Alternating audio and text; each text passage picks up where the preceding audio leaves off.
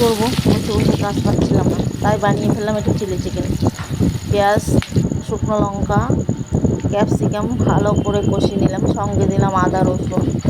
এবার একটু কষিয়ে নিলাম, কষিয়ে দিয়ে দিলাম টমেটোর সস, সঙ্গে দিলাম একটু নুন, একটু হলুদ, তারপরে দিলাম ভিনিগার, সয়া সস, কেওড়ার জল দিয়ে আবার একটু কষিয়ে নিয়ে চিনি দিয়ে দিলাম। তারপরে দিলাম চিকেনের পকোড়াগুলো দিয়ে দিলাম, পকোড়াগুলো দিয়ে আবার একটু কষিয়ে নিলাম বেশ সুন্দর করে। দেখুন কীরকমভাবে তেল ছাড়ছে। তারপরে হালকা করে অল্প করে গরম মশলা দিয়ে দিলাম, উপর দিয়ে গরম মশলা দিয়ে একটু জল দিলাম, জল দিয়ে খানিকক্ষণ ফুটালাম, তারপরে নামিয়ে নিলাম। হয়ে গেল আমার চিলি চিকেন।